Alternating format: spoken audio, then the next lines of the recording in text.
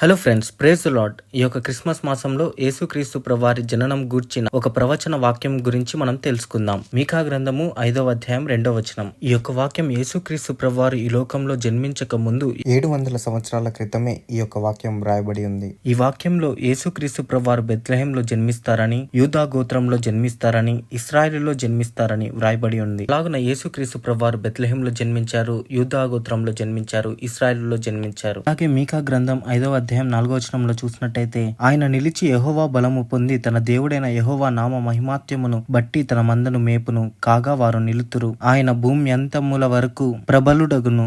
అలాగే 5వ వచనంలో ఆయన సమాధానమునకు కారకుడగును అని ఉంటుంది. ఈ యొక్క వాక్యాలకు అర్థం ఏమిటంటే, యేసుక్రీస్తు ప్రభువారు బలం పొందుకొని ఆయన మనల్ని బలపరచడానికి ఈ భూలోకానికి దిగి వచ్చాడు. రెండవదిగా ఆయన మందను మేపును అని ఉంటుంది. అంటే ఈ లోకంలో ఎన్నో సమస్యలు ఉంటాయి. ఆ సమస్యలలో మనం పడిపోకుండా ఆయన మనల్ని భద్రపరచడానికి ఈ భూలోకానికి దిగి వచ్చారు. మూడవదిగా ఆయన సమాధానమునకు కారకుడగును అని ఉంటుంది. మన జీవితాలలో శాంతి సమాధానాన్ని నెలకొల్పడానికి ఈ భూమిపైకి దిగి వచ్చారు. యేసుక్రీస్తు ప్రభువారు ఈ లోకంలో జన్మించే సందర్భంలో కూడా లూకాసు వార్త 2వ అధ్యాయం 14వ వచనంలో మనం చూసినట్టయితే, ఆయనకిష్టులైన మనుష్యులకు భూమి మీద సమాధానమును కలుగును కాక అని దేవదూతలు చెప్తూ ఉంటున్నారు. యోహాను సువార్త 14వ అధ్యాయం 27వ వచనంలో, శాంతి మీకు అనుగ్రహించి వెళ్ళుచున్నాను అని యేసుక్రీస్తు ప్రభువారు చెప్తూ ఉన్నారు. యేసుక్రీస్తు ప్రభువారు ఈ లోకంలో ఉన్న మనకు శాంతిని, సమాధానాన్ని నెలకొల్పడానికి ఈ భూమిపైకి దిగి వచ్చారు.